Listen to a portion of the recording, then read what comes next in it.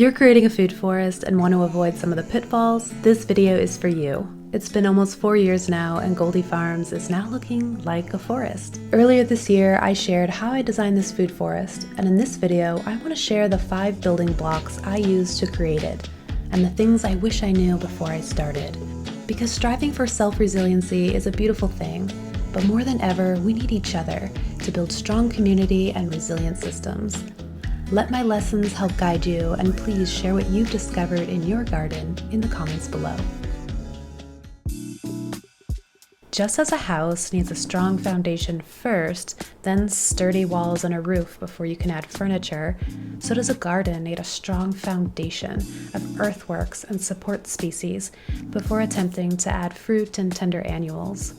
The first step in creating Goldifarms from this barren, dead sandlot to a thriving food forest was earthworks.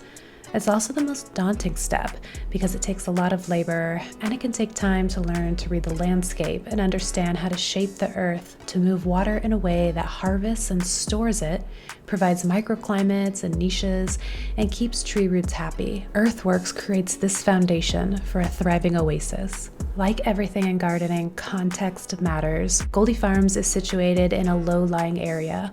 During a storm, water can come down these hills quickly and flood this area.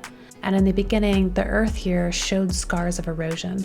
But California also experiences frequent droughts. So my question was, how do I effectively capture and store water in the soil, but keep my trees from sitting in water all winter, which can cause roots to rot? Now, when I began, the soil wasn't even soil. It was just sand and very eroded. So I put an ad on Craigslist and imported free dirt. But I've learned you should be careful what you ask for. What you need for a garden is not dirt, but soil, living soil. And briefly, I want to explain what soil is because I didn't even know what it was when I began. Soil is basically a mixture of particles, organic matter, water, and air. And its texture depends largely on the mineral composition. So there are 3 types of mineral components. Clay particles are the smallest among the 3 types.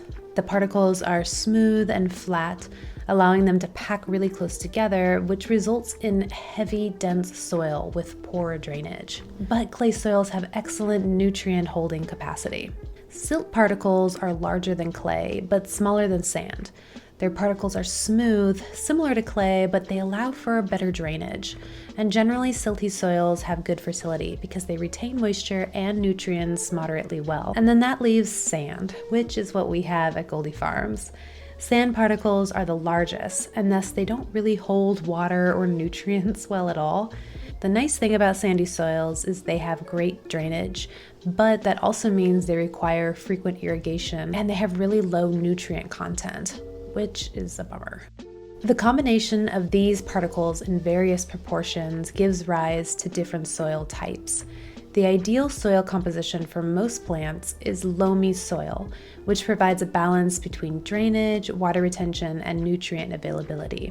In addition to these mineral particles, soil also contains organic matter derived from decaying plant and animal materials. And this is where composting comes in, which I'll touch on in a little bit. Organic matter enriches the soil by providing nutrients, improving the structure, and enhancing its ability to retain moisture and sustain life. Gilberto and I used the free soil brought in from Craigslist to create these Hugelkultur mounds by burying logs and sticks from a fallen tree.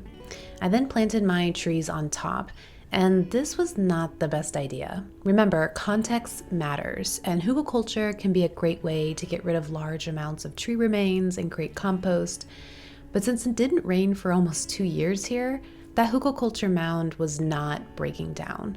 And I've come to see Hugelkultur as better for annuals and not well suited for trees, because when it did finally break down, it settled, which can be disruptive to deeper rooted plants. Another problem I was facing was that these large mounds increased my surface area. And after years of no rain, it was getting really dry, which stressed the trees. I was feeling pretty close to giving up at this point because I felt I had failed massively. But then I came across a concept of a water battery while listening to a podcast on prepping for mega droughts. Basically, you dig a pit and plant your trees on the mound of excavated dirt and fill the pit with wood chips or any kind of leafy, woody material. Wood chips break down into humus, which can hold up to 10 times its weight in water, which is way better than sand. I realized I could implement this design and I didn't even have to dig a pit. I can just fill my paths with wood chips. So that's what we did. We first laid a few inches of compost to bring in beneficial bacteria, essentially like a compost starter, and then added on several feet of wood chips. It was a huge project and I was so grateful to have help from amazing friends and family members. Shortly after we finished the project, it rained. A lot.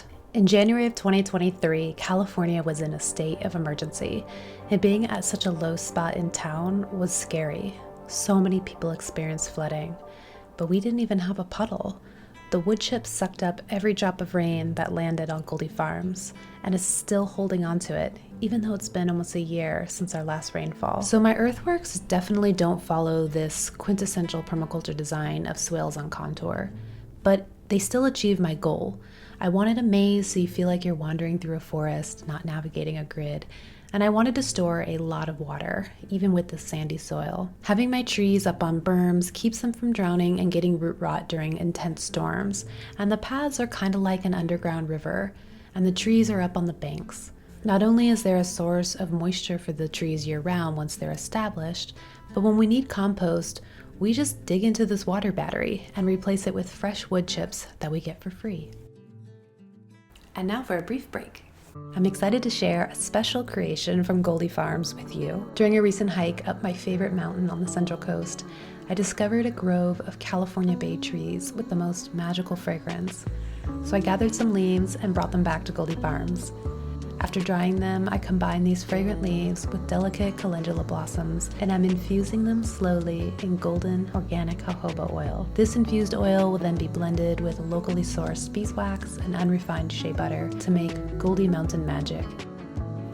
With winter on the horizon, this GoldiMountain Magic salve offers the perfect solution to shield your skin from the cold winds and restore hydration depleted by indoor heating. Crafted with care and patience through my slow infusion process, this salve will be ready just in time for the holiday season. With respect for this mountain, I'm crafting a small batch, so with only a limited quantity available, I encourage you to secure your GoldiMountain Magic by pre-ordering on my Etsy shop.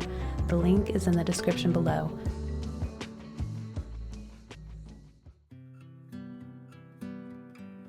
Along with earthworks, a foundational piece of any garden is water. Ideally, my garden would be perfectly watered with pure rain, but in this climate, it's difficult to get trees established and grow annuals without using groundwater. And in our case, it's city water, which is expensive and structurally degraded. So having a plan to make the most out of every drop of water, especially rainwater, is imperative. At Goldifarms, this includes a drip system, rainwater harvesting, and using greywater, though we still have a lot of room for improvement. I have a bit of a love-hate relationship with drip irrigation, but here in our Mediterranean climate, it's common. I have just 2 lines set up, but ideally I would have at least 3 drip lines. One for drought-tolerant trees and shrubs, which once established only need an occasional drink, another for fruit trees, and then another for annuals. Because I didn't do a great job on our drip system, we have to keep a closer eye on everything and supplement some of our plants with the hose, which isn't a terrible thing. It's good to visit your garden daily and not completely rely on automated systems.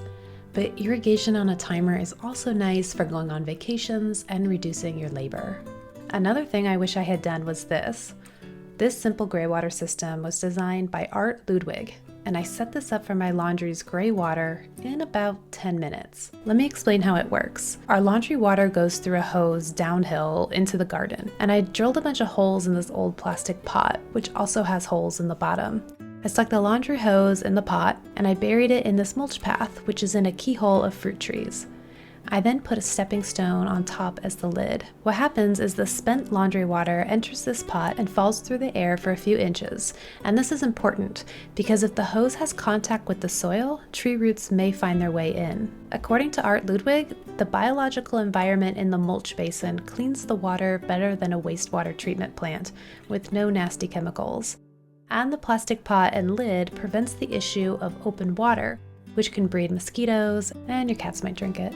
Now, admittedly, our greywater system has a ways to go, as a hose isn't the best way to pipe greywater, And to get greywater from our sinks into the food forest, we're gonna have to dig trenches because you need a 1/4 inch drop per foot to keep water from backflowing. So it's of course best to set up your greywater in the beginning, but our Ludwig system is a great way to ensure your greywater system is economical, sanitary, and easy to set up.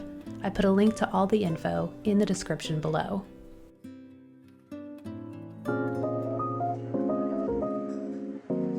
I am so grateful that Gilberto encouraged me to plant a lot of support species. Support species like this shoestring acacia to my left are really hardy and love this sandy soil. These plants are thriving here and helping us create healthy soil by converting sunshine into sugar, which builds organic matter in the soil. Additionally, these trees offer year-round shelter from strong winds, early frost, and harsh sunlight. Their roots loosen the soil, helping water seep in and rehydrate the land. And many pioneer species also fix nitrogen, which can help improve soil fertility as well. If earthworks and watering systems are like your food forest foundation, pioneer and support species are like the frame and roof, creating a structure that will support your garden and the tender annuals and fruit trees inside. If I was to create my food forest all over, I'd spend my first year simply observing, as well as collecting and propagating support species, like these acacias, many of which can be propagated through cuttings. I'd then spend my second year doing earthworks, planting cover crops, and starting to plant my support species in strategic locations, like where the sun is hottest or the wind strongest. I'd then spend my third year researching and planting fruit trees, shrubs, herbs, and salvias. And then in my fourth year, finally, I'd begin adding my veggies. I found that this more successive stage of planting reduces the steep learning curve that can be inherent in creating a food forest. It gives you time to collect plants, learn about them, and propagate them, and can be a lot less overwhelming. But that's just my opinion as a newer gardener. More advanced gardeners may want to take the centropic agriculture route, as planting all at once also has a lot of advantages. But I'm really happy with how my food forest is evolving. I have a foundation I'm excited about, an established skeleton of acacias and evergreens, and now I'm filling in with more and more flowering shrubs and annuals. I feel a lot calmer now, taking my time, collecting plants I'm excited about, and receiving really beautiful gifts from friends. And that's the best way to get plants, from friends who live in the same growing conditions. I don't know if you've seen my video about my friend Catherine's garden, linked here, but she's given me so many plants and seeds. I was able to complete this entire mound from gifts just from her, as well as rescued plants that other people have just given up on. Diversity of plants and seeds creates a more resilient garden. Using gifted plants from nearby gardens is just smart and fun, and it weaves our communities together. Because remember, healthy plants create healthy soil, so choosing plants that are adapted to the environment you have makes it easier to then grow more sensitive species in the future. For the past 3.5 years, Gilberto and I have worked harder than ever to make our dreams come true. Laboring long hours creating our food forest and natural buildings, working many jobs, and traveling all over to learn about regenerative food forests and sustainable living. To maintain our strength, focus, and manage stress, we've been growing medicinal herbs to heal and revitalize ourselves so that we can continue to heal and revitalize the earth. I created Golden Vitality Herbal Tea to make these medicinal herbs delicious and enjoyable to drink. Golden Vitality Herbal Tea is a blend of 6 carefully selected herbs that have been used for centuries to promote health and well-being. Licorice root is naturally sweet and contains antioxidants that can boost the immune system. Mint, calendula, and fennel seeds can improve and soothe digestion. Holy basil is an adaptogen, which means it can help your body adapt to stress and anxiety. It works by increasing the production of GABA, a neurotransmitter that has calming effects. Holy basil also contains antioxidants that can help protect the brain from damage caused by stress. Nettle leaf is a source of vitamins and minerals and can help boost the immune system as well. Golden Vitality is made with all natural ingredients and is free of added flavors, colors, and preservatives. We enjoy a cup as part of our daily health ritual, and now you can experience it yourself on our Etsy shop. A link is in the description below.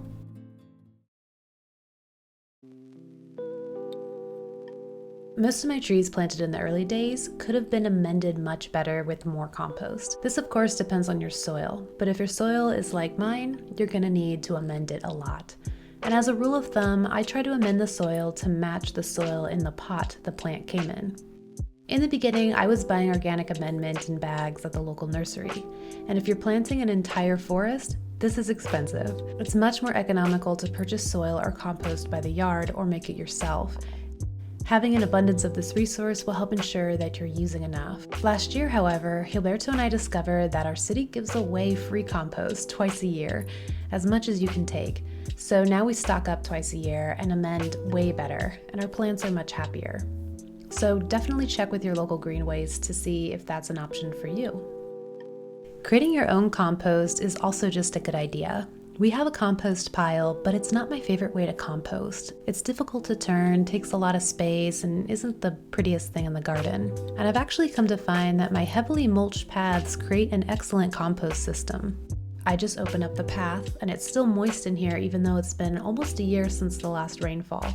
I add in organic waste and cover it back up. I've been doing this for almost 2 years, and it's been working out really well. There's a lot more to say about compost, but I'll leave it for another video. Reshaping the landscape through contouring, capturing and storing precious water, enriching soil structure, fertility, and microbial vitality, introducing vital support species like nitrogen-fixing plants or dynamic accumulators, and consistently adding seeds and plants to foster biodiversity. These are building blocks to transform barren land into a flourishing food forest. Yet among these transformative elements, the most powerful force is undeniably you.